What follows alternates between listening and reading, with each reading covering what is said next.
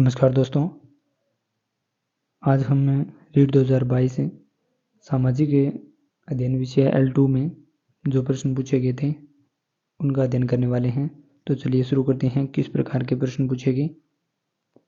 पहला प्रश्न पूछा गया, एक राजा अवंतीपुत्रों और बुद्ध के अनुयायी कच्छ के बीच संवाद कौन से ग्रंथ में है। तो यहाँ दृढ़ निकाय, खुद्दक निकाय, मध्यम निकाय या अंगुत्तर निकाय। अवंतीपुत्र और बुद्ध के अनुयायी कच्छ के बीच में संवाद है, तो यहाँ पर जो संवाद हुआ था ये मध्यम निकाय में दिया हुआ है। ये संवाद मध्यम निकाय में सही आंसर होगा। तो यहाँ पर जो दृढ़ निकाय, खुद्दक निकाय, मध्यम निकाय और अंगुत्तर निकाय जो हैं ये सूत पिटक के निकाय हैं। सूत पिटक में पांच निकाय दिए गए हैं। सूत पिटक में 5 निकाय हैं, जिसमें जो अंगुत्तर जो निकाय हैं इसमें हमें 16 महाजन पदों के बारे में पता चलता है। 16 महाजन पदों का यहाँ पर इसमें उल्लेख किया गया अंगुत्तर निकाय के अंदर।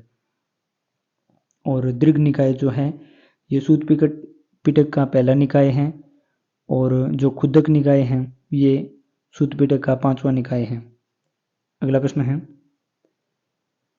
कौन से बौद्ध ग्रंथ में बौद्ध संघ या मठों में रहने वाले लोगों के लिए नियमों का संग्रह था। तो विनय पिटक में, सूत पिटक में, अभिधम्म पिटक में या जातक में।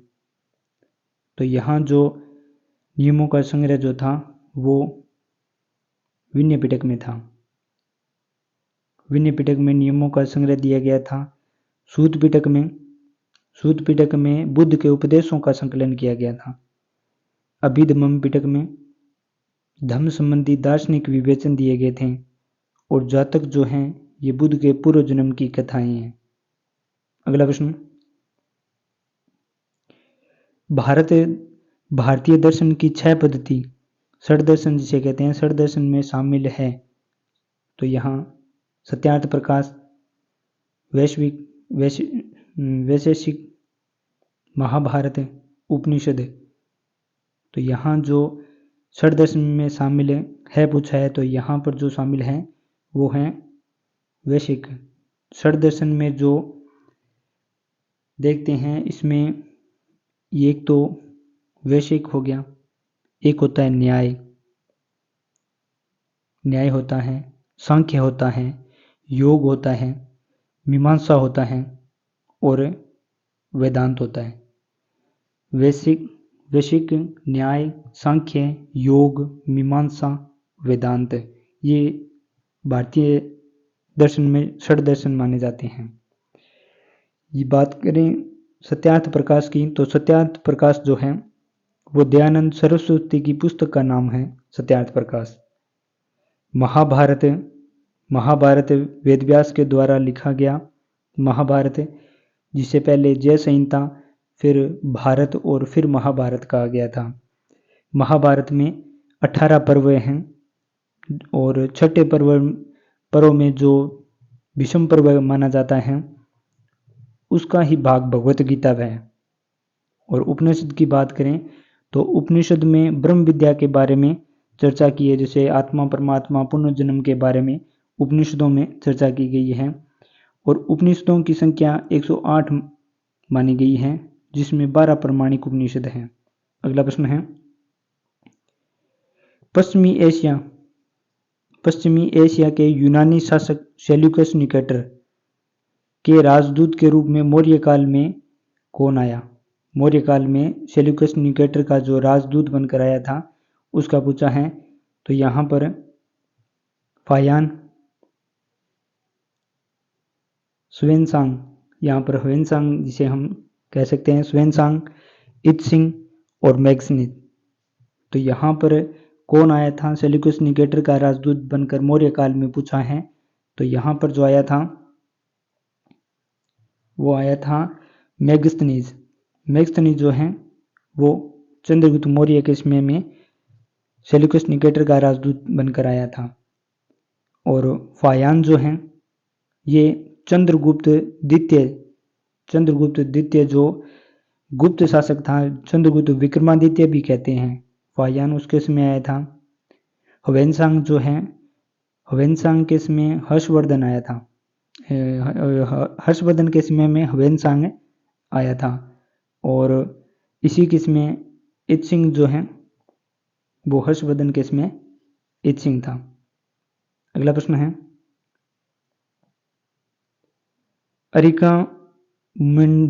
अरिकामेंडू के विषय में पूर्ण सत्य कथन बताना है। सत्य कथन बताने हैं यहाँ पर अरिकामेंडू के बारे में। तो यहाँ पर जो सत्य कथन दिया गया है उनमें यह देखें कि यह पांडुचेरी में स्थित था। अरिकामेंडू महत्वपूर्ण पतन था। यह एम्फोरा जैसे पात्र मिलते हैं, यहाँ एम्फोरा जैसे पात्र मिलते हैं। यहाँ पर यूनानी साम्राज्य से संबंधित वस्तुएं मिली। यहाँ के राजा चेरवंशी थे। तो पूछा है अरिकामेंडू के बारे में सत्य कथन बताने हैं। तो यहाँ पर सही आंसर होगा ऑप्शन ए में जो दिया है, पहला, दूसरा और तीसरा। पहला, दूसरा, तीसरा देखें तो ये पांडुचेरी में अरिकामेंडू जो है पांडुचेरी में अरिकामेंडू महत्वपूर्ण पतन था एक, और यहाँ एम्फोरा जैसे पात्र मिलते हैं। ये तीनों ही बातें सत्य हैं। अगला प्रश्न है, चीनी तीर्थयात्री स्वेनत्यांग किस राजा के दरबार में रहा? स्वेनत्यांग किस राजा के दरबार में रहा? तो यहाँ चंद्रगुप्त, समुद्रगुप्त, हर्ष या कनिष्क। तो यहाँ जो रहा था वो हर्षवर्धन के समय में रहा था, जिसे हम ह्वेनसांग कहते हैं, स्वेनत्यांग। अगला प्रश्न है, कौन से नाटक में गुप्तकाल में एक गरीब मछुआरे के साथ राज कर्मचारियों के दुर्व्यवहार की बात कही हुई है? हर्षचरित्र, अभिज्ञान शाकुंतलम, मुद्रा राक्ष या मृच्छकटिकम। तो यहाँ पर अभिज्ञान शाकुंतलम जो है, अभिज्ञान शाकुंतलम में जो एक मछुआरे के साथ राज कर्मचारियों द्वारा दुर्व्यवहार की बात की गई है। और हर्षचरित्र जो है बाणभट्ट की लिखी हुई है। बाणभट्ट के द्वारा कादम्बरी भी लिखी गई और हर्षचरित्र भी लिखी गई। मुद्रा राक्ष जो है ये विशाखदत्त द्वारा लिखी गई है। और मृच्छकटिकम जो है, मृच्छकटिकम शूद्रक के द्वारा लिखी गई। विशाखदत्त ने देवी चंद्रगुप्तम और मुद्रा राक्ष की रचना की, और मृच्छकटिकम जो है वो शूद्रक की रचना है। उसके अलावा किरातार्जुनीयम भारवी के द्वारा लिखी गई, और रावण वध जो है वत्स भट्टी के द्वारा लिखा गया था। अगला प्रश्न है, भितरगांव का मंदिर कहाँ पर स्थित है? भितरगांव का मंदिर उत्तर प्रदेश, बिहार, उड़ीसा, बंगाल। भितरगांव का मंदिर पूछा है। भितरगांव का जो मंदिर है वो उत्तर प्रदेश में स्थित है। और उड़ीसा की अगर बात आती है, उड़ीसा जिसे ओडिशा कहते हैं, उड़ीसा में कोणार्क का सूर्य मंदिर है। कोणार्क का सूर्य मंदिर उड़ीसा में है। अगला प्रश्न है, 15वीं शताब्दी के उत्तरार्ध में शंकरदेव जो वैष्णव धर्म के प्रमुख प्रचारक शंकरदेव के उपदेशों में किस नाम से संबोधित किया? उपदेशों को किस नाम से संबोधित किया? वल्लभ धर्म, कृष्ण धर्म, गुरु संदेश या भगवती धर्म। तो यहाँ पर जो भगवती धर्म जो है, भगवती धर्म 15वीं शताब्दी में शंकरदेव ने वैष्णव धर्म के प्रमुख प्रचारक जो थे उन्होंने उपदेशों को भगवती धर्म के नाम से संबोधित किया। अगला प्रश्न है, मुगल काल में खुदकास्त और पाहीकास्त क्या थे? राजस्व के प्रकार, फसलों के प्रकार, प्रशासन के प्रकार या किसानों के प्रकार। खुदकास्त और पाहीकास्त, तो यहाँ जो थे वो किसानों के प्रकार थे। खुदकास्त और पाहीकास्त जो थे वो किसानों के प्रकार थे। अगला प्रश्न है, मुगल काल में मंजिल आबादी, सिपह आबादी और मुल्क आबादी का संबंध पूछा है। इस प्रश्न को बोनस दिया गया इस प्रश्न में। और ये जो संबंधित थे ये भाग थे। आइन ए अकबरी जो थी ये उसके पुस्तक के भाग थे। आइन ए अकबरी 5 खंडों में थी, यानी पुस्तक थी 5 खंडों में आइन ए अकबरी, उसके ये भाग थे। तो यहाँ पर बोनस दिया गया या बोनस दिया गया। अगला प्रश्न देखते हैं। अगला प्रश्न है क्षत्रिय पुरुष तुलना नाम से किताब किसने प्रकाशित की? क्षत्रिय पुरुष तुलना नाम से ताराबाई शिंदे, पंडिता रमाबाई, ज्योतिबा फूले या राज सुंदरी देवी? क्षत्रिय पुरुष तुलना जो पुस्तक लिखी गई थी वो लिखी गई थी ताराबाई शिंदे के द्वारा। और पंडिता जो रमाबाई हैं इनके द्वारा the high cast Hindu women जो है पुस्तक लिखी गई थी। और ज्योतिबा फूले के द्वारा गुलामगिरी पुस्तक लिखी गई थी। रास सुंदरी ने अमर जीवन नाम से अपनी आत्मकथा लिखी थी, रास सुंदरी देवी ने। अगला प्रश्न है महाराष्ट्र के संतारा में समानांतर सरकार यानी प्रति सरकार की स्थापना कब की गई थी? सतारा में पूछा है। यहाँ पर समानांतर सरकार की स्थापना कब की गई थी? 1941, 1943, 1945, 1947। तो यहाँ जो स्थापना की गई थी वो 1943 में की गई थी। अगला प्रश्न है भारत के संविधान की उद्देशिका जिसे प्रस्तावना भी कहते हैं में कौन सा शब्द नहीं दिया गया? शब्द नहीं दिया गया, शब्द का ही पूछा है। विश्वास, धर्म, उपासना या भाषा? उद्देशिका में कौन सा शब्द नहीं है? तो यहाँ जो भाषा जो है ऑप्शन डी में भाषा शब्द नहीं दिया गया है। उद्देशिका में सामाजिक, आर्थिक और राजनीतिक न्याय की बात होती है। और विश्वास, धर्म, उपासना, विचार, अभिव्यक्ति की स्वतंत्रता की बात होती है। प्रतिष्ठा और अवसर की समानता ये शब्द उद्देशिका में है। अगला प्रश्न है भारत में पथ विक्रेता जिसे जीविका संरक्षण और पथ विक्रय विनियम अधिनियम कब लागू किया गया? पथ विक्रेता अधिनियम जो है वो 2010, 2011, 2013, 2014। तो ये 2014 में पथ विक्रेता अधिनियम लागू किया गया। अगला प्रश्न है अवशिष्ट शक्तियों का सिद्धांत का प्रावधान भारत में किस देश के संविधान से लिया गया? अवशिष्ट शक्तियां जो ली गई थी वो ब्रिटिश संविधान, अमेरिका का संविधान, फ्रांस के संविधान या कनाडा के संविधान? तो कहाँ से ली गई थी? ये कनाडा के संविधान से ली गई थी अवशिष्ट शक्तियां। और कनाडा से संघात्मक शासन व्यवस्था जो थी वो कनाडा से संघात्मक शासन व्यवस्था ली गई थी। ब्रिटिश संविधान से इकहरी जो नागरिकता है वो ब्रिटिश संविधान से ली गई थी। और अमेरिका के संविधान से मूल अधिकार लिए गए थे और यहाँ से दोहरी नागरिकता ली गई थी। अमेरिका से महाभियोग प्रक्रिया और पुनरावलोकन जो प्रक्रिया वो अमेरिका से ली गई। और फ्रांस से गणतंत्रात्मक शासन व्यवस्था जो है वो फ्रांस से ली गई। और नीति निर्देशक तत्व आयरलैंड से लिए गए और मौलिक कर्तव्य रूस से लिए गए थे।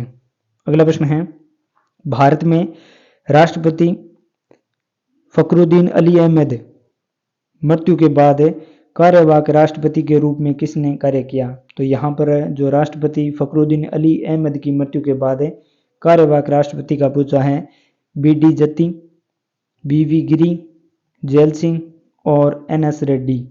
तो यहाँ जो कार्यवाहक राष्ट्रपति बने थे वो बने थे बी.डी. जत्ती बने थे यहाँ पर। और जो वी.वी. गिरी हैं, वी.वी. गिरी कार्यवाहक राष्ट्रपति के रूप में इन्होंने त्यागपत्र दिया था। पहले ऐसे राष्ट्रपति थे जो कार्यवाहक राष्ट्रपति थे और इन्होंने त्यागपत्र दिया था। ऐसे राष्ट्रपति जे थे जो उपराष्ट्रपति भी रहे थे और फिर राष्ट्रपति बने थे। और जैल सिंह के बारे में, जैल सिंह जो थे एक प्रथम राष्ट्रपति, सिख राष्ट्रपति थे और 1986 में उन्होंने डाक विधेयक पर वीटो का प्रयोग किया था जैल सिंह। अगले हैं NS रेड्डी जो हैं। NS रेड्डी ऐसे राष्ट्रपति थे जो निर्विरोध निर्वाचित हुए थे, निर्विरोध राष्ट्रपति बने थे और ये लोकसभा अध्यक्ष भी रहे थे NS रेड्डी, नीलम संजीव रेड्डी। अगला प्रश्न है, किन दो राज्यों की लोकसभा निर्वाचन क्षेत्रों की संख्या समान है? दो राज्यों की लोकसभा निर्वाचन क्षेत्रों की संख्या समान पूछी है। उत्तराखंड झारखंड, केरल कर्नाटक, आंध्र प्रदेश राजस्थान, पंजाब ओडिशा। तो यहाँ पर जो समान हैं वो है आंध्र प्रदेश और राजस्थान की लोकसभा सीटें, यानी जो 25 हैं, तो यहाँ आंध्र प्रदेश की भी 25 सीटें हैं लोकसभा में। बच्चों की सुविधा एवं मदद के लिए निःशुल्क हेल्पलाइन नंबर, यानी चाइल्ड हेल्पलाइन नंबर का पूछा है यहाँ पर। बच्चों की सुविधा एवं मदद के लिए निःशुल्क हेल्पलाइन नंबर यहाँ पर 1095, 1095, 1096, 1097 और 1098। यहाँ पर जो हेल्पलाइन नंबर जो दिया गया है वो बच्चों की सुविधा एवं मदद के लिए कौन सा है? तो 1098 ये बच्चों की सुविधा एवं मदद के लिए निःशुल्क हेल्पलाइन नंबर है। अगला प्रश्न है, भारत में किस संविधान संशोधन द्वारा मंत्रिपरिषद का आकार निर्धारित किया गया? संविधान संशोधन का पूछा है, किस संविधान संशोधन के तहत मंत्रिपरिषद का आकार जो है वो निर्धारित किया गया था? तो यहाँ पर मंत्रिपरिषद का जो आकार निर्धारित किया गया था वो 81वां संविधान संशोधन, 91वां संविधान संशोधन, 101वां संविधान संशोधन या 102वां संविधान संशोधन। तो किस में किया गया था? ये किया गया था 91वें संविधान संशोधन के तहत। 91वां संविधान संशोधन जो हुआ था वो 2003 में हुआ था। इसके तहत जो सदन की 15% मंत्रिपरिषद होगी और 81वां संविधान संशोधन जो था वो सन 2000 में किया गया था। इसके तहत अनुच्छेद 16(4)(b) में SC/ST के आरक्षण के विषय में यहाँ पर जोड़ा गया था। और संविधान संशोधन 101वां जो हुआ था 2016 में हुआ था और इसमें केंद्र व राज्य में GST के यानी वस्तु सेवा जो कर हैं उससे संबंधित था 101वां संविधान संशोधन जो 2016 में हुआ था। संविधान संशोधन 102वां जो हुआ था ये 2018 में हुआ था। ये राष्ट्रीय पिछड़ा वर्ग आयोग के संवैधानिक दर्जा दिए जाने की लिए किया गया था। 102वां संविधान संशोधन राष्ट्रीय पिछड़ा वर्ग आयोग को संवैधानिक दर्जा दिया गया था। इसके बाद जो हुआ था महत्वपूर्ण संशोधन 103वां संशोधन 2019 में हुआ था। वो EWS वाला आर्थिक रूप से कमजोर वर्ग को 10% आरक्षण दिए जाने के लिए 103वां संविधान संशोधन 2019 में हुआ था। अगला प्रश्न देखते हैं। अगला प्रश्न है, 1989 में किस समिति ने स्थानीय शासन के निकायों को संवैधानिक दर्जा प्रदान करने की सिफारिश की थी? यहाँ स्थानीय शासन निकायों को संवैधानिक दर्जा प्रदान करने के लिए सिफारिश की बात की है तो समिति पूछा है यहाँ पर। PK थुंगन समिति, BR मेहता समिति, अशोक मेहता समिति या सादिक अली समिति। तो यहाँ पर जिस समिति की बात हो रही है वो समिति थी PK थुंगन समिति।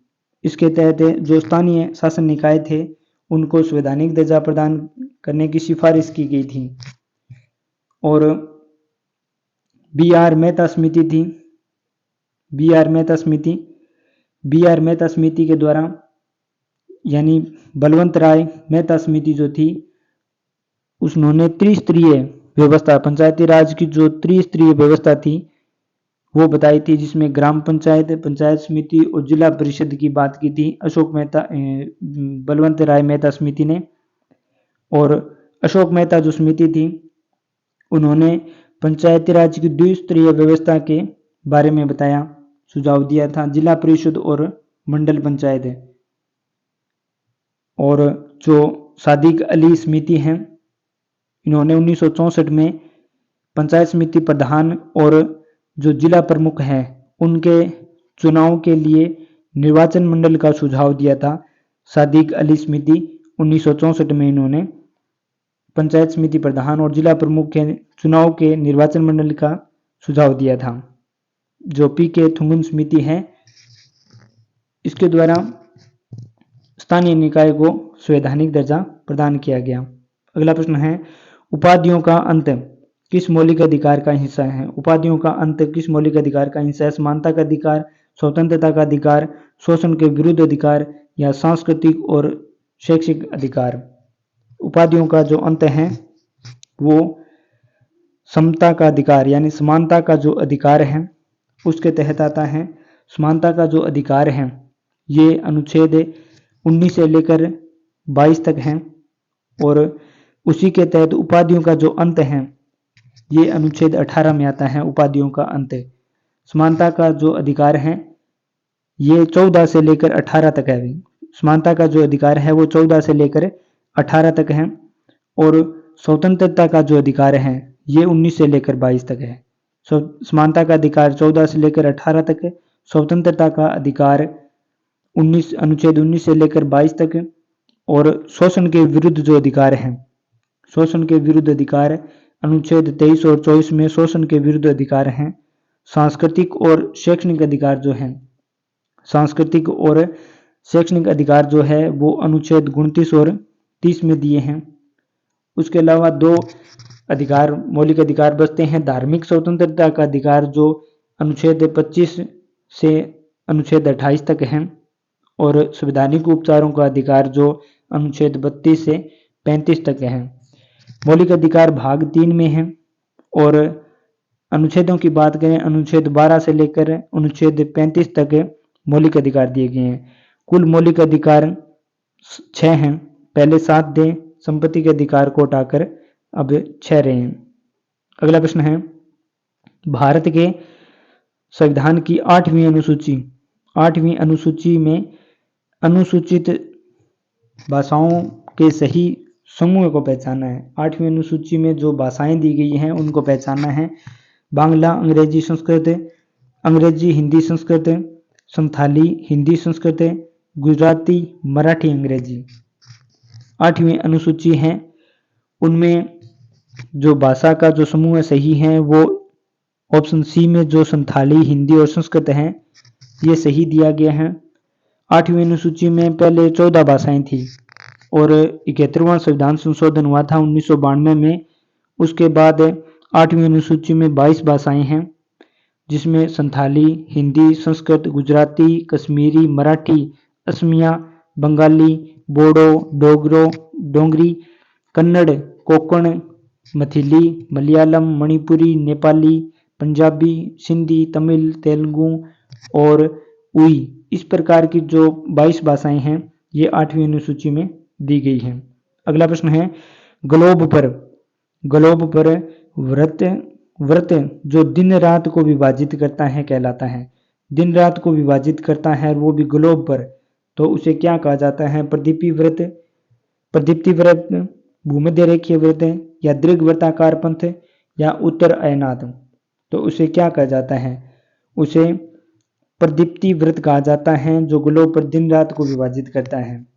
भूमध्य रेखीय जो व्रत है ये ग्लोब पर पृथ्वी को 2 गोलार्धों में विभाजित करता है, भूमध्य रेखीय उत्तरी गोलार्ध और दक्षिणी गोलार्ध में। और उत्तर अयनात जो है ये सूर्य जब उत्तरी ध्रुव में होता है 21 जून को होता है, ये तो उत्तरी अयनात होता है। अगला प्रश्न है, अवरोही पवनें प्रवाहित होती हैं। अवरोही पवनें घाटी से पर्वत की तरफ, पर्वत से घाटी की तरफ, समुद्र से स्थल की तरफ या स्थल से समुद्र की तरफ। तो यहाँ पर पूछा है अवरोही पवनें घटती हुई अवरोही पवनें, तो यहाँ पर जो पर्वत से घाटी की तरफ जो पवनें चलती हैं उसे अवरोही पवनें कहा जाता है। अवरोही पवनें पर्वतीय पवनें ही होती हैं। पर्वतीय जो समीर या कैटाबेटिक जो पवनें होती हैं, पर्वतीय समीर अवरोही पवनें ही होती हैं। और जो घाटी से पर्वत की ओर चलती हैं, घाटी से पर्वत की ओर चलने वाली पवनें घाटी पवनें कहलाती हैं। समुद्र से स्थल की ओर जो पवनें चलती है वो जलीय पवन कहलाती हैं, और स्थल से समुद्र की ओर जो चलती हैं वो स्थलीय पवनें कहलाती हैं। अगला प्रश्न है अस्तरंग, अस्तरंग के छाया क्षेत्र का विस्तार। तो यहाँ पर अस्तरंग के छाया क्षेत्र का विस्तार पूछा है। 105 डिग्री से 145 डिग्री, 105 डिग्री से 105 डिग्री, 145 डिग्री से 145 डिग्री, 90 डिग्री से 90 डिग्री अस्तरंग छाया क्षेत्र का विस्तार पूछा है।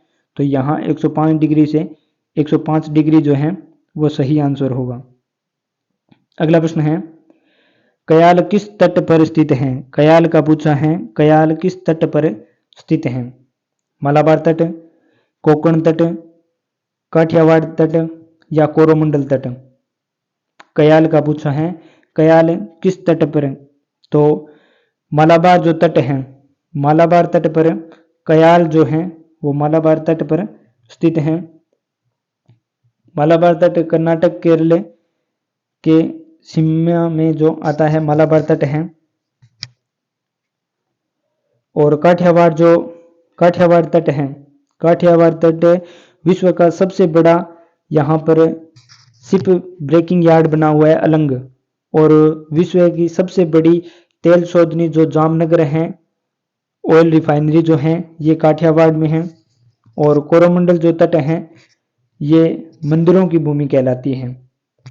अगला प्रश्न है बेथोलीथ, बेथोलीथ, लेकोलीथ, लिपोलीथ और फेकोलीथ ये किससे संबंधित है। भूकंप से, ज्वालामुखी से, नदी से, गुरुत्वाकर्षण बल से। तो ये जो हैं ये ज्वालामुखी की आंतरिक स्थलाकृतियां हैं। भी ज्वालामुखी की आंतरिक स्थलाकृतियां जो हैं बेथोलीथ, लेकोलीथ, लेपोलीथ और फेकोलीथ। अगला प्रश्न है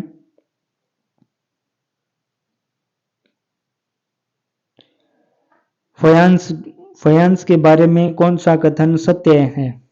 कथ्य सत्य बताना है फयांस के बारे में।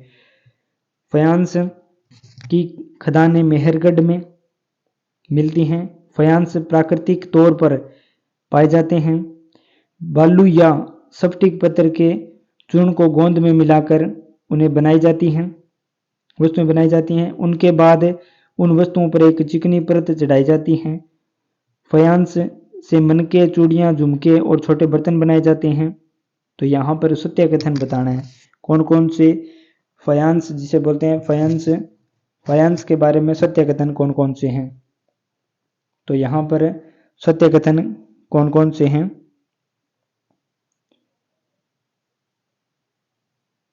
यहाँ पर 3, 4 और 5, 3, 4 और 5 बालू या स्फटिक पत्थर से पूर्ण पत्थर को चूर्ण को गोंद में मिलाकर वस्तुएं बनाई जाती हैं। बालू या स्फटिक पत्थर को चूर्ण को गोंद में मिलाकर उनसे वस्तुएं बनाई जाती हैं।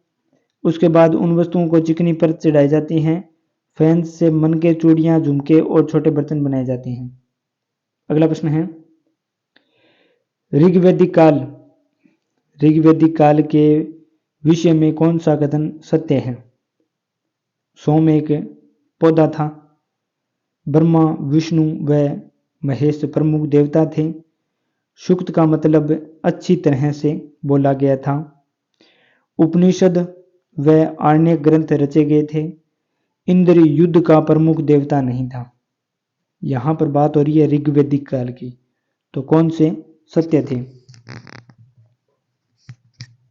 तो यहाँ पर पहला और तीसरा जो है, पहला और तीसरा सत्य थे कि सोम एक पौधा था और सूक्त का मतलब होता था अच्छी तरह से बोला गया।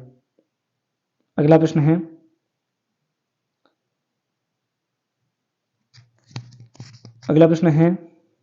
उष्ण कटिबंधीय सदाबहार वन में किस प्रकार के वृक्ष पाए जाते थे।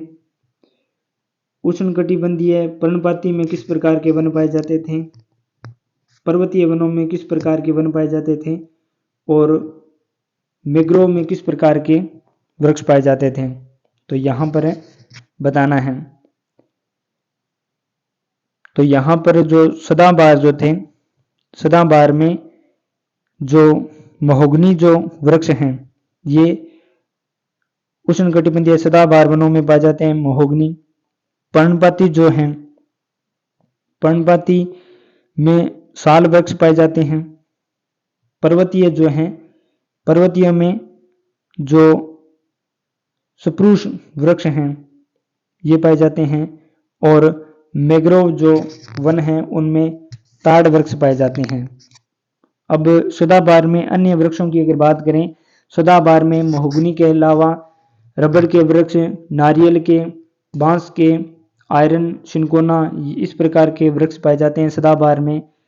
उष्णकटिबंधीय पर्णपाती वनों की अगर बात करें तो साल वृक्ष के अलावा सागवान, शीशम और चंदन के वृक्ष जो हैं पर्णपाती वन में पाए जाते हैं।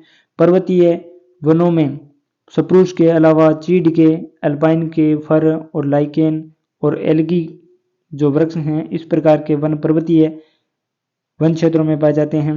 मैंग्रोव जो वनों में ताड़ के अलावा केसुरिया, बांस, फिनिक्स और सुंदरी वन पाए जाते हैं मैंग्रोव में। अगला प्रश्न, निम्नलिखित में कौन सा भारत में लौह अयस्क पेटियों का समूह है? लौह अयस्क पेटियों का भारत में समूह पूछा है। सिंहभूमि झारखंड, बेलाडीला छत्तीसगढ़, नेलनौर आंध्र प्रदेश, केंद्रमुख कर्नाटक, मयूरभंज ओडिशा, बोकारो झारखंड, बोकारो झारखंड, बेलाडीला छत्तीसगढ़, मयूरभंज ओडिशा, मयूरभंज ओडिशा, सिंहभूमि झारखंड, बेलाडीला छत्तीसगढ़। तो यहाँ लौह अयस्क पेटियों का सही समूह बताना है। यहाँ पर दो समूह सही दिए गए हैं, पहले ऑप्शन में और ऑप्शन नंबर डी में। ये दोनों सिंहभूमि झारखंड में भारत में लौह अयस्क पेटियाँ हैं, बेलाडीला छत्तीसगढ़ में और नेलनौर आंध्र प्रदेश में। यहाँ मयूरभंज ओडिशा में, सिंहभूमि झारखंड में और बेलाडीला छत्तीसगढ़, ये दोनों ही ऑप्शन सही है। भारत में लौह अयस्क पेटियाँ यहाँ पर पाई जाती हैं। अगला प्रश्न है, राजस्थान में अरावली पर्वतमाला की दिशा में विस्तृत है। अरावली पर्वतमाला का पूछा है। राजस्थान में अरावली पर्वतमाला दक्षिण पूर्व से उत्तर पश्चिमी, उत्तर पूर्व से दक्षिण पूर्व, या फिर दक्षिणी पश्चिमी से उत्तर पूर्व, या उत्तर पूर्व से दक्षिण पश्चिमी। तो यहाँ पर दिशा में विस्तार पूछा है अरावली का, और यहाँ पर दो ऑप्शन सही माने गए, ऑप्शन सी और ऑप्शन डी। यहाँ पर दक्षिण से पश्चिमी और उत्तर से पूर्व, उत्तर से पूर्व और दक्षिण से पश्चिमी। यहाँ पर कई बार प्रश्न बनता है कि अरावली की चौड़ाई किस ओर बढ़ती है। तो चौड़ाई जो बढ़ती है ये बढ़ती है उत्तर पूर्व से दक्षिण पश्चिम की ओर, अरावली की चौड़ाई जो है वो बढ़ती है। अगला प्रश्न है, जिला और जलवायु प्रदेश मिलान करना है। तो जैसलमेर किस जलवायु प्रदेश में आता है? जयपुर किस जलवायु प्रदेश में आता है? सवाई माधोपुर किस जलवायु प्रदेश में आता है? और झालावाड़ किस जलवायु प्रदेश में आता है?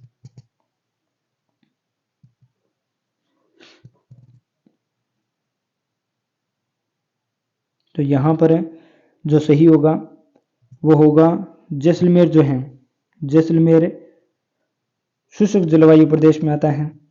जयपुर जो है वो उपाद्र जलवायु प्रदेश में आता है। सवाई माधोपुर जो है वो आर्द्र जलवायु प्रदेश में आता है। और झालावाड़ जो है वो अति आर्द्र जलवायु प्रदेश में आता है। इसके अलावा देखें कि शुष्क जलवायु प्रदेश में अगर बात करें, शुष्क जलवायु प्रदेश में जैसलमेर के अलावा बीकानेर, बाड़मेर और जोधपुर जो जिले हैं ये शुष्क जलवायु क्षेत्र के अंतर्गत आते हैं। आर्द्र जलवायु प्रदेश में अगर बात करें, सवाई माधोपुर, कोटा, भरतपुर, धौलपुर, करौली, उदयपुर, चित्तौड़गढ़, राजसमंद, ये आर्द्र जलवायु प्रदेश के अंदर आते हैं। उपाद्र जलवायु प्रदेश की अगर बात करें तो जयपुर, अजमेर, अलवर, भीलवाड़ा, सिरोही, टोंक, ये उपाद्र जलवायु प्रदेश में आते हैं। अति आर्द्र में झालावाड़ के अलावा बांसवाड़ा, डूंगरपुर, माउंट आबू और दक्षिणी बाना जो है ये अति आर्द्र जलवायु प्रदेश में आते हैं। अगला प्रश्न है, जिला एवं परियोजना के संदर्भ में कौन सा कथन सत्य कथन सही है? जिला और परियोजना के बारे में सही बताना है। चित्तौड़गढ़ में राणा प्रताप सागर बांध, अजमेर में बिशलपुर परियोजना, उदयपुर में मानसी वाकल परियोजना और प्रतापगढ़ में जाखम परियोजना। तो यहाँ सही बताना है भी कौन से सही हैं। तो यहाँ पर जो पहला तीसरा और चौथा जो है वो सही है कि चित्तौड़गढ़ में राणा प्रताप सागर बांध है, उदयपुर में मानसी वाकल परियोजना है, प्रतापगढ़ में जाखम परियोजना है। और बिशलपुर परियोजना जो है, बिशलपुर परियोजना ये टोंक जिले की है। अगला प्रश्न है किन फसलों के उत्पादन में राजस्थान का प्रथम स्थान है? तो यहाँ पर पूछा है, प्रथम स्थान पूछा है। तो यहाँ पर राजस्थान का प्रथम स्थान पूछा है भारत में फसलों के उत्पादन में। तो प्रश्न में तो यहाँ पर सरसों, चना, मोठ दिए, इसबगोल, जीरा, ज्वार, चना, मूंग, उड़द, मूंग, मक्का, ज्वार। इस प्रश्न में यहाँ पर दिया गया बोनस, क्योंकि बाजरा, मूंग, मोठ, चना, तिल, सरसों, तारामीरा, अलसी, ग्वार, इसबगोल और मूंगफली, इन सब में राजस्थान का प्रथम स्थान है, इसलिए ऑप्शन मिसमैच हो रहे थे। अगला प्रश्न है 2001 से 2011 अवधि के दौरान गंगानगर जिले की जनसंख्या वृद्धि दर पूछी है। जनसंख्या वृद्धि दर पूछी है गंगानगर जिले की। यहाँ पर 10%, 16.9% है, 32.5% है या 21.3% है। तो यहाँ पर 10% जो है वो सही आंसर होगा। गंगानगर जिले की जनसंख्या वृद्धि दर, इसे ऐसे भी पूछा जा सकता था कि जो न्यूनतम जनसंख्या वृद्धि दर थी वो किस जिले की रही थी। तो न्यूनतम जनसंख्या वृद्धि दर जो गंगानगर जिले की 10% रही थी। और बात करें सर्वाधिक जनसंख्या वृद्धि दर, तो सर्वाधिक जनसंख्या वृद्धि दर जो रही थी वो रही थी 32.5% और जिला था बाड़मेर। अगला प्रश्न है विषम घाटी पंचानन किस संज्ञा मेवाड़ के शासक को दी गई? विषम घाटी पंचानन, विषम घाटी जो पंचानन है वो राणा हमीर, राणा लाखा, राणा कुंभा, राणा उदय सिंह। तो विषम घाटी पंचानन राणा हमीर को उपाधि दी गई। और राणा लाखा की अगर बात करें, राणा लाखा को उपाधि तो नहीं, लेकिन इनके समय में जावर में चांदी की खान निकली थी। और राणा लाखा के समय पिछोला झील का निर्माण एक बंजारे के द्वारा अपने बेल की याद में करवाया था। और राणा कुंभा की उपाधियां बहुत है, राजगुरु, दानगुरु, हालगुरु, शैलगुरु, चाप गुरु, परम गुरु, छाप गुरु, हिंदू सुल्तान और अभिनव भट्टाचार्य, ये राणा कुंभा की उपाधियां हैं। राणा उदय सिंह की अगर बात करें तो राणा उदय सिंह की उपाधियां तो नहीं, लेकिन इनके समय जयमल राठौड़ और फतेह सिंह जो थे इनके समय सेनापति थे। और राणा उदय सिंह के पिता राणा सांगा थे और जो पुत्र थे महाराणा प्रताप। ये उदय सिंह के बारे में। अगला प्रश्न है 1857 की क्रांति। 1857 की क्रांति का प्रश्न पूछा है कि इसमें उदयपुर के महाराणा, 1857 में उदयपुर के महाराणा कौन थे? जसवंत सिंह, स्वरूप सिंह, उदय सिंह या रतन सिंह, कौन थे महाराणा? तो यहाँ पर महाराणा मेवाड़ उदयपुर के स्वरूप सिंह थे। और जसवंत सिंह जो थे वो भरतपुर के महाराजा थे।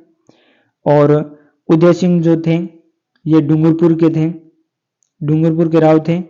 और रतन सिंह जो थे ये इस नाम से कोई शासक है, 1857 के समय नहीं था रतन सिंह के नाम से। और जसवंत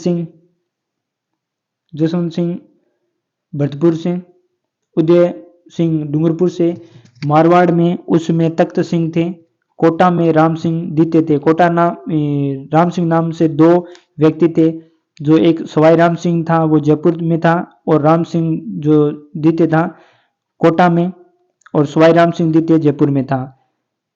जसवंत सिंह भरतपुर में थे, और धौलपुर में भगवंत सिंह थे, और लक्ष्मण सिंह बांसवाड़ा में थे, और शिव सिंह सिरोही के शासक थे। अगला प्रश्न देखते हैं, राजपूताना मध्य भारत सभा का तीसरा अधिवेशन कहां पर हुआ? राजपूताना मध्य भारत सभा का तीसरा अधिवेशन पूछा है। नागपुर में, जयपुर में, अजमेर में, दिल्ली में। कहां हुआ था तीसरा अधिवेशन राजपूताना मध्य भारत का? राजपूताना मध्य भारत सभा का तीसरा अधिवेशन होता है अजमेर में। अजमेर में होता है। पहला इसका अधिवेशन जो हुआ था वो दिल्ली में हुआ था। कांग्रेस का जो 1918 में अधिवेशन हुआ था उसमें जमनालाल बजाज के प्रयासों से इसकी स्थापना की गई थी।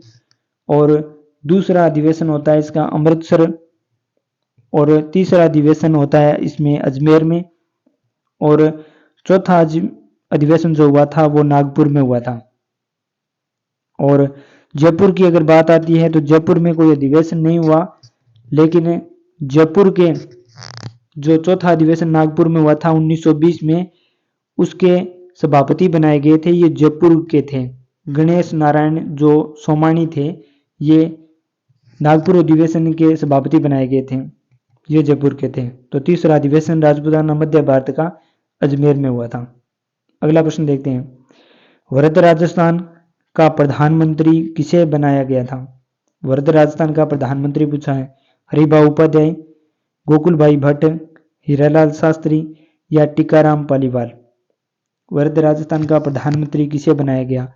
तो प्रधानमंत्री बनाया गया था हीरालाल शास्त्री को। वृहद राजस्थान का प्रधानमंत्री हीरालाल शास्त्री को। और एकीकरण में जो प्रधानमंत्री बनाए गए थे उनको याद रखने के लिए हम एक लाइन याद रख सकते हैं कि पीएम की शोभा गोकुल के मणियों व 3 हीरों में है मोहन। यहाँ पीएम प्रधानमंत्री शोभाराम कुमावत, गोकुललाल असावा और माणिक्यलाल वर्मा और हीरालाल शास्त्री और मोहनलाल सुखाड़िया।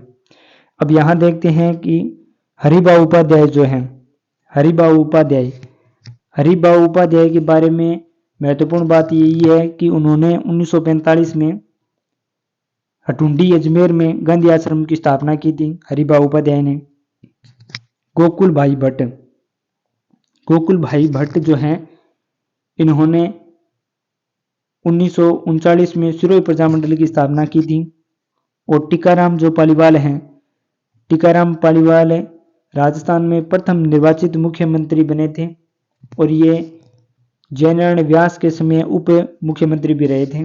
टीकाराम पालीवाल प्रथम निर्वाचित मुख्यमंत्री थे। अगला प्रश्न है, बाणासुर का शहीद नाम से कौन सा प्रमुख व्यक्ति जाना जाता है? बाणासुर का शहीद केसरी सिंह बारठ, मेजर शैतान सिंह, प्रताप सिंह बारठ या हवलदार मेजर पीरू सिंह। बाणासुर का शहीद के नाम से कौन जाना जाता है? बाणासुर के नाम से शहीद मेजर शैतान सिंह। मेजर शैतान सिंह जो है ये बाणासुर का शहीद के नाम से जाना जाता है। ये जोधपुर के रहने वाले थे। फलोदी तहसील बाणासुर, ये अब जिला है फलोदी। और 1962 का जो भारत चीन युद्ध हुआ था इसमें ये शहीद हुए थे मेजर शैतान सिंह। और 1963 में मरणोपरांत इन्हें परमवीर चक्र प्रदान किया गया था। 1963 में परमवीर चक्र प्रदान किया गया, और बाणासुर के शहीद के नाम से मेजर शैतान सिंह को जाना जाता है।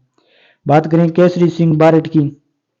केसरी सिंह जो बारठ हैं ये शाहपुरा भीलवाड़ा के रहने वाले थे, और इन्होंने स्वतंत्रता के लिए अपने पूरे परिवार को न्यौछावर कर दिया।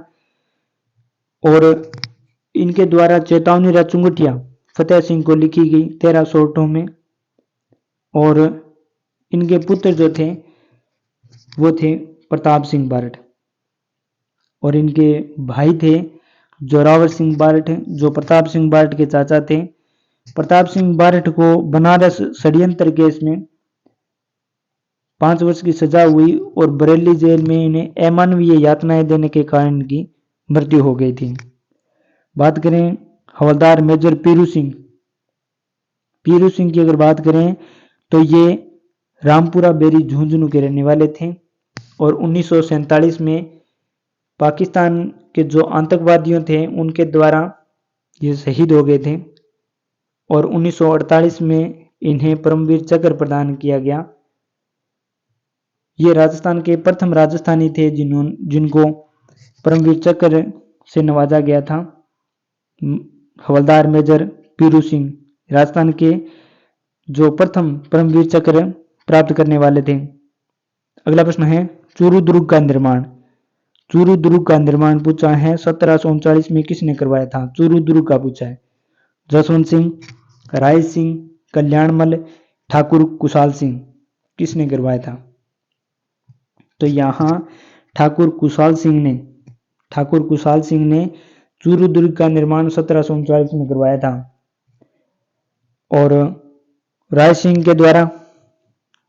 के द्वारा जूनागढ़ किले का निर्माण किया गया और जूनागढ़ जो बीकानेर वाला है, जूनागढ़ किले के जो मुख्य द्वार सूरजपोल था वहां पर जयमल और फतेह की गजारूढ़ जो मूर्तियां हैं वो स्थापित करवाई थी राय सिंह ने। और बात करें जसवंत सिंह की, तो जसवंत सिंह के नाम से मारवाड़ के जसवंत सिंह को यदि देखें, मारवाड़ के जसवंत सिंह, तो इनको महाराजा की उपाधि शाहजहां ने दी थी और महाराजा की उपाधि शाहजहां के द्वारा दी गई और स्वामी दयानंद सरस्वती ने इनकी वेश्या जो नन्ही जान थी उसको लेकर इनको फटकार लगाई थी मारवाड़ के जसवंत सिंह को स्वामी दयानंद सरस्वती द्वारा। और कल्याणमल की अगर बात करें तो ये जो बीकानेर के कल्याणमल थे और बीकानेर के प्रथम शासक थे जिन्होंने मुगलों की अधीनता स्वीकार करके वैवाहिक संबंध स्थापित किया था, वो कल्याणमल थे। तो यहाँ पूछा है चूरू दुर्ग का निर्माण तो ठाकुर कुशाल सिंह। अगला प्रश्न देखते हैं। अगला प्रश्न है तुलसी, हादरो, तिमणिया, पोत आभूषण महिलाओं द्वारा शरीर के कौन से भाग में पहना जाता है? तुलसी, हालरो, तिमणिया, पोत सिर पर, गले में, हाथ बंद या कमर में। तो कहां पर पहना जाता है? ये पहना जाता है तुलसी, हालरो, ये पहना जाता है गले में। तुलसी, हालरो, तिमणिया, पोत ये गले में पहना जाता है। इसके अलावा गले में आड़ नामक आभूषण भी पहना जाता है, खुंगाड़ी नामक आभूषण पहना जाता है और एक टेवटा नामक आभूषण भी है गले में पहना जाता है। सिर आभूषणों की बात करें तो सिर पर बोरला, रखड़ी, झेला, मेमंद और चूड़ा रतन पहना जाता है। हाथ के आभूषणों की अगर बात करें तो हाथ में कलाई पर मोकड़ी, बलिया, बंगड़ी, नोगरी, गोखरू ये पहने जाते हैं। कमर के आभूषणों की अगर बात करें तो कंदोरा, सटका, तागड़ी और जंजीर ये कमर पर पहने जाते हैं। अगला प्रश्न देखते हैं। विजयदान देथा की पुस्तक दुविधा पर कौन सी फिल्म का निर्माण हो चुका है? दुविधा पर विजयदान देथा की पुस्तक है दुविधा पर फिल्म का निर्माण हो चुका है। तो यहां पर जो फिल्म का निर्माण हुआ था मुमल या फुलवारी, अलेखू हिटलर, दुविधा और पहली, उलझन सुलझन। तो यहां पर सही आंसर होगा जो दुविधा और पहली जो फिल्म है ये विजयदान देथा की पुस्तक द्विधा पर आधारित है। उसके अलावा यहाँ पर जो फुलवारी और मूमल दे रखी है, मूमल और फुलवारी हैं, ये मूमल लक्ष्मी कुमारी चुड़ावत द्वारा लिखी गई और यहाँ अलेखू हिटलर जो आया है ये विजयदान देथा की लिखी है अलेखू हिटलर। उलझन सुलझन जो है ये भी विजयदान देथा के द्वारा लिखी गई है। अगला प्रश्न देखते हैं, हेला ख्याल नामक लोक नाट्य राजस्थान के कौन से क्षेत्र से संबंधित है? हेला ख्याल तो यहाँ दौसा से, बीकानेर से, सीकर से, बाड़मेर से। हेला ख्याल यहाँ पर दौसा से संबंधित है हेला ख्याल। और बीकानेर से जो संबंधित लोक नाट्य हैं वो रमत हैं। उसके अलावा जो हेला ख्याल है वो ये स्वाईमाधोपुर से भी संबंधित है, स्वाईमाधोपुर में हेला ख्याल। और दौसा का लाल सोट जो आता है हेला ख्याल से संबंधित है। कुचामनी जो ख्याल है नागौर से संबंधित है। तुरा कलंगी ख्याल चित्तौड़गढ़ से संबंधित है। अली बख्शी ख्याल अलवर से संबंधित है। और तमाशा जयपुर से है। और चार बेंत टोंक से संबंधित है। अगला प्रश्न देखते हैं, पटेलिया, बिछिया, लालर और माछर। पटेलिया, बिछिया, लालर व माछर क्या है? मेवाड़ के प्रसिद्ध गीत हैं, मारवाड़ के प्रसिद्ध गीत हैं, मेवाड़ के प्रसिद्ध गीत हैं या हाड़ौती के प्रसिद्ध गीत हैं? तो ये मेवाड़ के प्रसिद्ध गीत हैं। पटेलिया, बिछिया, लालर व माछर हैं जो मेवाड़ के प्रसिद्ध गीत हैं। अगला प्रश्न देखते हैं, अगला प्रश्न है, सामाजिक विज्ञान। सामाजिक विज्ञान उन सभी विज्ञानों के लिए एक सामान्य शब्द के रूप में जो मानव मामलों से संबंधित हैं। परिभाषा पूछी है भाई, सामाजिक विज्ञान उन सभी विज्ञानों के लिए एक सामान्य शब्द के रूप में जो मानव मामलों से संबंधित है। सेलिगमैन द्वारा, मिशेल द्वारा, फेयरचाइल्ड द्वारा या पीटर लेविस के द्वारा? किसके द्वारा ये परिभाषा दी गई थी? तो ये परिभाषा दी गई थी फेयरचाइल्ड के द्वारा दी गई थी। अगला प्रश्न देखते हैं, निम्न में कौन सी स्वर्ण सामग्री है? सर्वे सामग्री है। सर्वे सामग्री पूछा है, लिंगवा फोन, ओवरहेड प्रोजेक्टर, चित्र विस्तारक यंत्र या बुलेटिन बोर्ड। कौन सी यहाँ पर सर्वे सामग्री है? तो यहाँ पर सर्वे सामग्री लिंगवा फोन जो है वो सर्वे सामग्री है। ओवरहेड प्रोजेक्टर दे रखा है यहाँ पर, ये एक दृश्य सामग्री है। चित्र विस्तारक यंत्र है, ये भी दृश्य सामग्री है। बुलेटिन बोर्ड भी एक दृश्य सामग्री है। अगला प्रश्न देखते हैं, इनमें से कौन सा किलपैट्रिक द्वारा दिया गया परियोजना का प्रकार नहीं है? किलपैट्रिक ने जो प्रोजेक्ट विधि दी थी या प्रायोजना विधि जो थी वो दी थी, प्रकार नहीं है पूछा है। तो यहाँ पर रचनात्मक परियोजना, विध्वंसक परियोजना, समस्यात्मक परियोजना या फिर अभ्यास परियोजना। तो यहाँ पर किलपैट्रिक द्वारा किया गया परियोजना का प्रकार नहीं है पूछा है। तो यहाँ जो विध्वंसक परियोजना जो है ये नहीं दी थी किलपैट्रिक ने।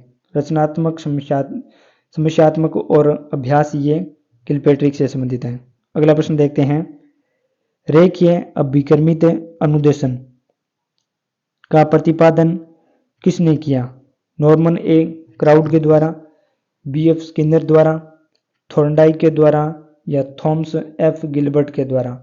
किसके द्वारा किया गया? तो ये बी.एफ.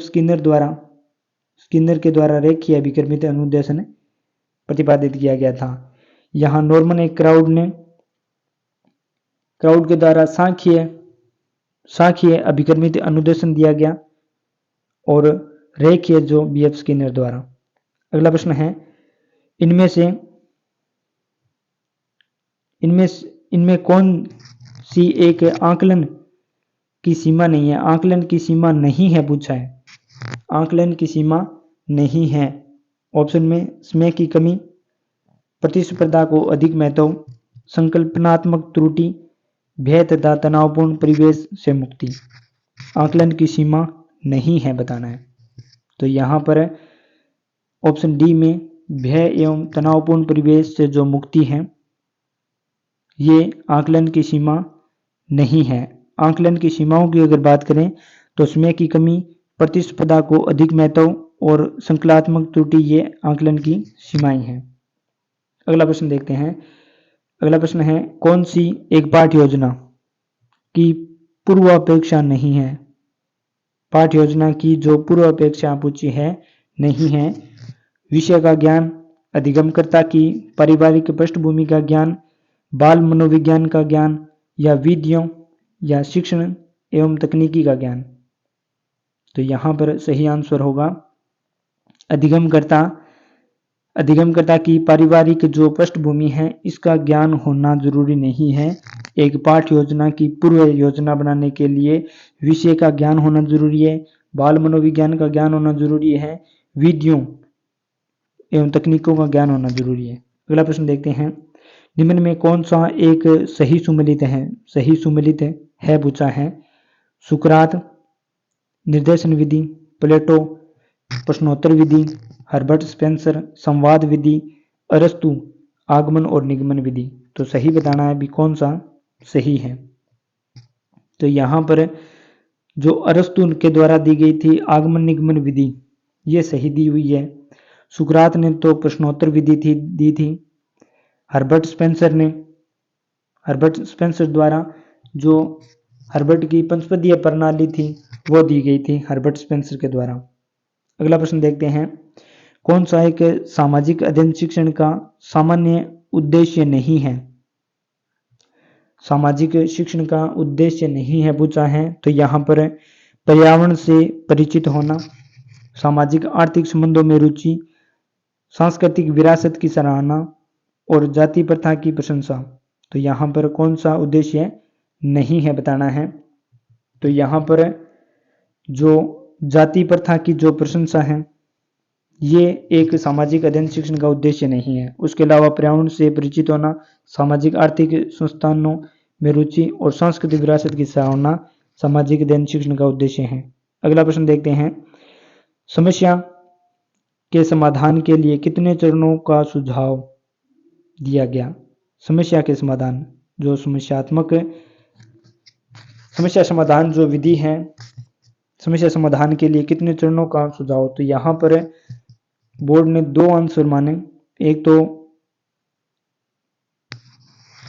5 और एक माना था 7, यानी यहाँ